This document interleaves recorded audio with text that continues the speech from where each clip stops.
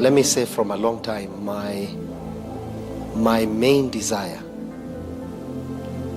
I think from as far back as before I speak about salvation, back when I was way younger, my main desire was to make people aware. That was my desire. And so back in primary school, I was always this guy that if I knew, I would tell everyone. I never waited for anyone to ask me. I felt it was my responsibility to make people aware.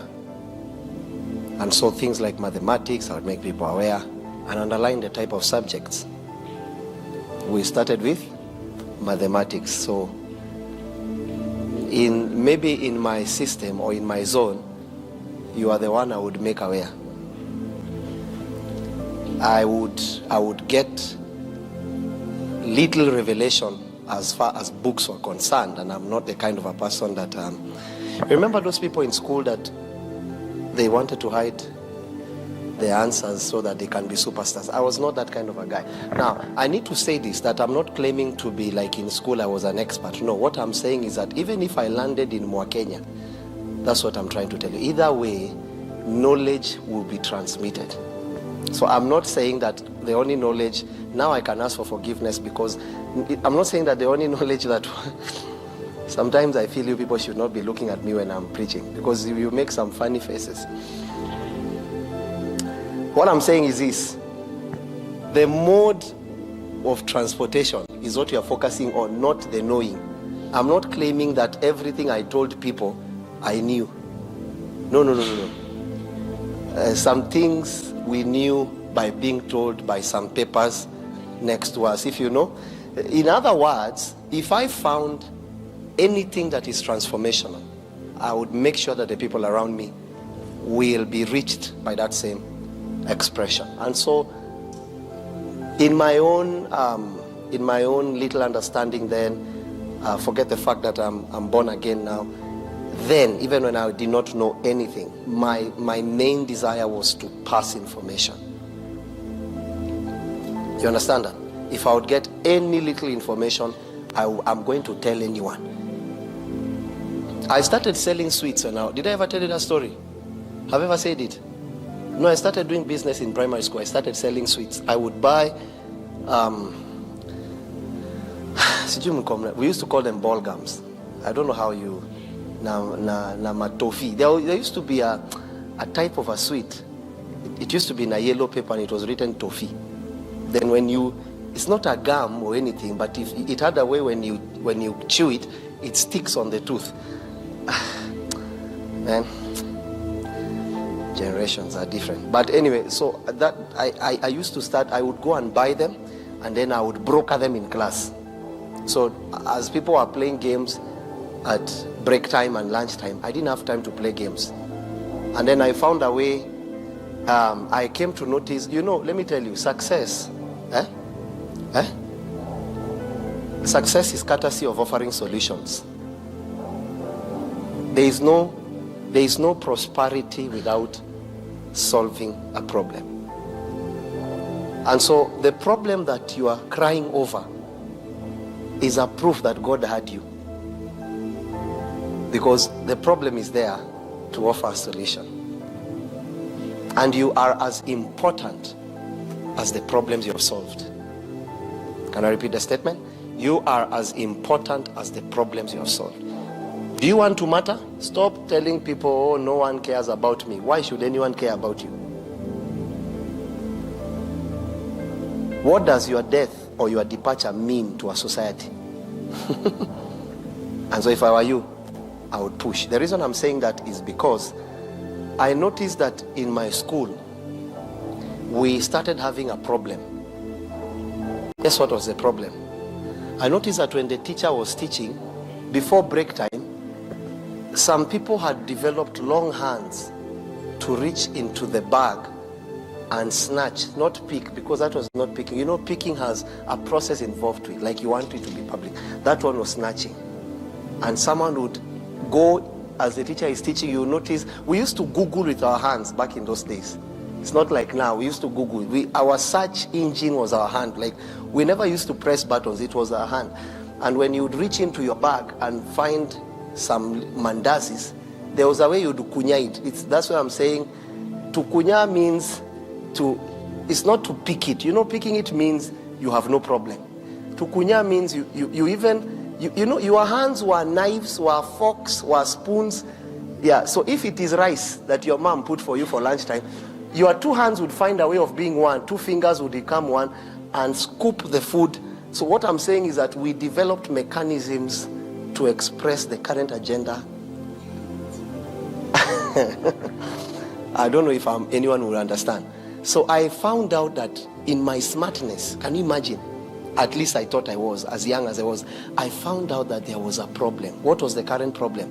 There was shortage of food at lunchtime. That was the problem. And I was looking for the solution. So I noticed that everyone during break time was full. And I know you know what I'm saying.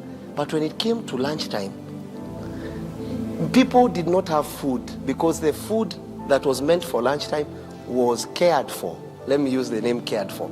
Was cared for well during break time. So I saw potential. I saw an opportunity to expand my business. So I would find a way of carrying 2 lunch boxes, and my parents would sometimes complain, "You eat a lot." And I'm like, if only they knew. It's not eating a lot. One was for sale. So I started becoming a businessman at a very little age. I knew that problems are there for money. Can I repeat the statement? Problems are there for money. Money is tied to a problem. Yeah.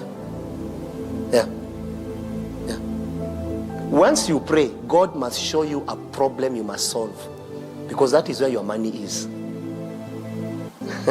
So I knew that the problem at that particular time was that no one had food at lunchtime. So guess what? They used to come. And I don't know if it's like you. You know that we used to call it gefego. I don't know what you used to call it. But that seed of the mango seed inside. 49 children used to congregate. And meanwhile, I've now found out the purpose of congregating is prayer, that men ought to always pray. Then we used to congregate. We would go as far as men congregating, but always praying was not part in there. We did not forget prayer. We did not know anything about prayer. But we would notice that you take that seed, gefego, and 49 of you would eat. And then there used to be the ingredients. What do you call roiko? What do you call such things? Spices and the mucus. Because we were small people, there was no sickness in those days. Let me tell you, if there was sickness, we'll be dead. Yes, we'll be dead. I'll be dead. What are you saying? I was a caregiver. Yeah. I gave a lot of people care. So we noticed that if that mucus was not part of that, the taste would not be wild. So everyone would have their time to deal with the momentum and to express their desires. And so the little mucus, we were kids, and we never saw yak. No, in fact, when you came around us and the passcode was mucus must be visible. So if you didn't have mucus, you didn't belong to the clan. And so we used to come with mucus and a brown shirt, I remember, and it had a patch. So if you didn't have a patch, it means you are rich. You don't belong. You are not worthy. You're not worthy of gefego. You're not worthy of that seed. And that was what we did.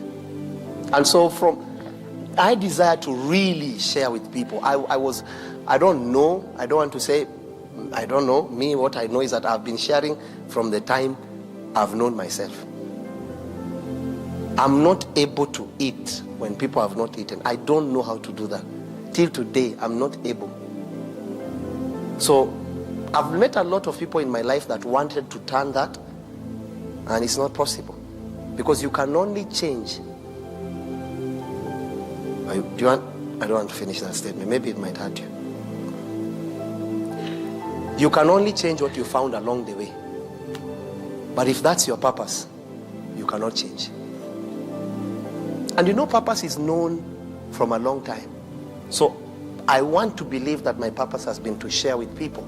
But by then, the only much I knew how to share was sweets. And then I shared my business idea, which is, now you can imagine my prayer then, Father, let people finish food during break time so that I can sell a lot during. And if you wanted to, and I'm saying the truth, if you wanted to have a say of biting that gefego or that seed of the mango, you needed to come with 1 shilling. And then I don't know about your school. Meanwhile, everything I'm saying, I know I'm public. So stop praying God, let him not shame us. That's your business. It's my story I'm giving. Then we used to have this guy that used to come with these long ice creams, the ones that you would put in a paper, and then you pierce that cow, very small part, and leave the ice by itself, but you took the color. And that's how I used to do it. So I would sell a bite at 1 shilling. And then at 3:45 would leave school. Then because I knew the guy that was selling ice, I went to broker him. So I told him, how much do you want to sell? And he would tell me. Then I said, sell to me. Then I'm going to sell to what are you saying? It's not now we can fall. No, it's not possible. So when you hear me say I refuse to be poor, well, Shinda, man of God, only God knows. Don't worry, me and God, we know I cannot be poor in Jesus' name. Because first of all, the easiest way to overcome poverty is good management. It's not more money. The easiest way to overcome poverty is good management. You don't need more. You just need to learn how to use what you have. Someone can say, I don't have. It's not possible. There is no one on this earth that doesn't have. And having is not money. Money is not the sign that we have. You can have a maize seed. If you plant it, you'll have a maize cob. There's no man that doesn't have.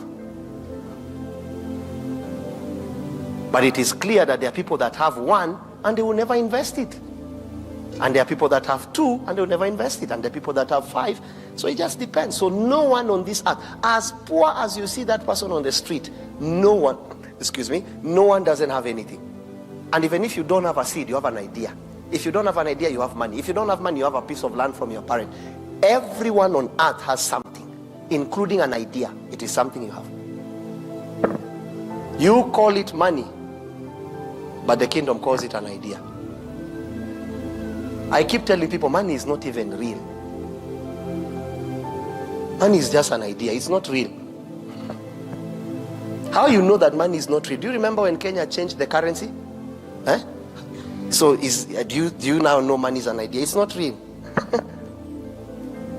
Someone decided 1,000 is going to be the highest note, and there's nothing you can do about it. But in Eden, we don't see 1,000. It's an idea. It's it's not like land. Land is real. It's here. And so that's how I grew, and I decided that I'm going to share. And so when I grew up in the latter days of before I was 20, I became born again. And then God began to reshape my capacity to share. So I started not only sharing food and whatever, I found out that thing that was bothering me. And I hope many of you are listening, because there are signs of your calling, but you are ignorant of them. God will never do anything without a sign. And a sign appeared in the heaven. And a sign appeared in the heaven. Even Jesus being born, they saw the sign. It was a star. Those little signs you're ignoring, that is where your purpose is. But you're not aware. Because for you, purpose is tied to more money. You don't need, it's not more money that makes an economy to overcome poverty. It is good management. And if we can develop more managers, we can have a better economy, better families, better systems, better businesses, management. I am here today as your minister, or rather as a minister of the gospel, sent to you because of management. What I have learned more. Can I make a bold statement? The greatest thing, I want you to remember this statement. Can I say it? The greatest thing I've ever learned is not prayer. Now, I didn't say the great thing. If you notice, my word has greatest. The greatest thing as a leader I have learned, and I don't forget it. Meanwhile, I can say this because I have results. So then I have a right to request that you hear me, because you cannot follow a man that is going nowhere and has not proven where he's going. I'm going somewhere, and I've proven by the day, by the month, by the year that it's possible. So then I can say to this generation with authority, the greatest thing I've learned in my life is management. But the religious person will not even understand that, because prayer is tied to management. The reason why you can't pray because you don't know how to manage your relationship with God. It changed my life. It changed my life. The reason why you can't invest is because you don't know how to manage investments. The reason why you are broke, some of you, is because you don't know how to manage money. You think you need more than $100 a month. You don't. You just need to reduce your house to $5 or $2. Management. So the greatest thing I've ever learned in my life is management. How to manage my time, how to manage my children. Even children, I manage my children. You know, yesterday, I think today, children are going back to school. And I know it has been in my wife's heart, just like any other mother. And she's been insisting, what are we going to do? And I'm telling my wife, wait. It's not that I'm not aware children are opening. What I'm doing is management. I want to find out how, at this season, how do I manage my children? Do we move schools? All that is management. Stop giving your children what you don't have. Some of you are pushing your children to go to a school of $100,000 and you don't have it. You're a bad manager.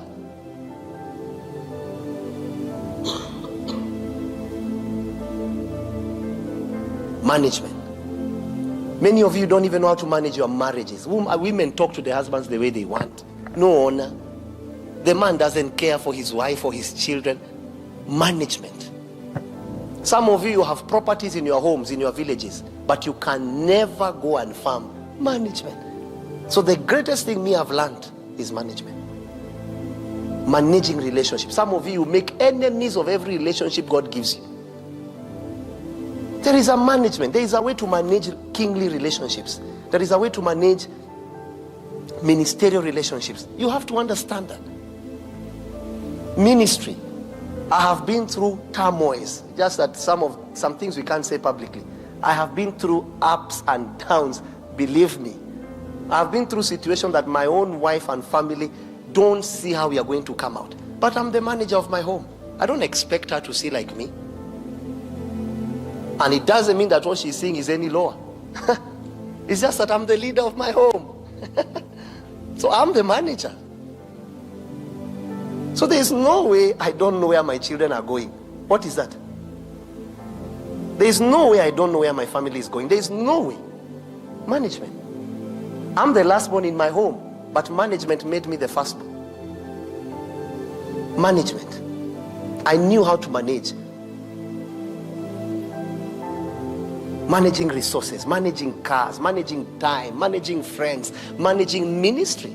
I've been through situations where if I did not learn management, I would think I don't have management. If I open to you my little account, you will notice one thing. Money in is always 70%. Money out, don't ever forget this, is always 30%.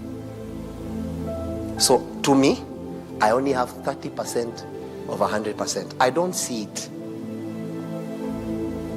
Management.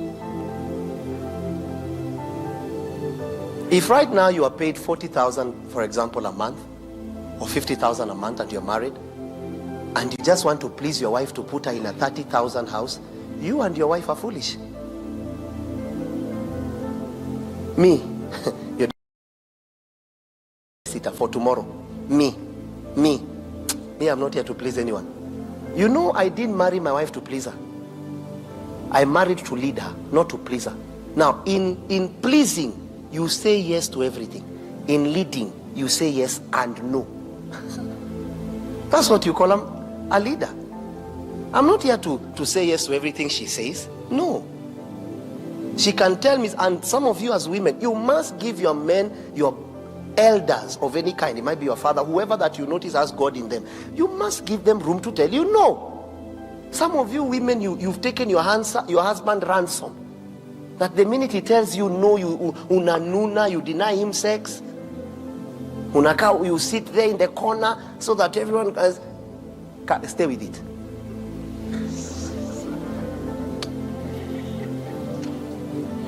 We will translate that sexual time to prayer time. Stay with it 4 months. We won't need you. Because you are a sign of an ignorant woman. Who even told? Stay with it. What is it? What do you think I was doing before I married? I was praying. And so I came by prayer. I will stay in prayer. And so some of you hold your marriages ransom just because a guy told you no to something. I taught my family early, with me, no is a beautiful thing. And let me tell you something. When you notice everything about, do you notice even your own God tells you no? The God that has loved you, your first love, in his love. Listen, no is part of how you love someone. No. And so management is the greatest thing that I've learned in life. Management. To manage my prayer time. To manage my fasting. Some of you have the desire to fast, but you cannot manage your stomach. So even during fasting, muchele, you have that ability you found in primary school of changing your 2 fingers to become spoons and reach into, because you don't know how to manage fasting. So do you understand why I'm saying that? Yeah, some of us have lost ministry because of management. Seek to be good managers, not rich people. Managers. When you are a good manager, you will enjoy life because you will know this is for this, and even though you have this, it's not for that purpose.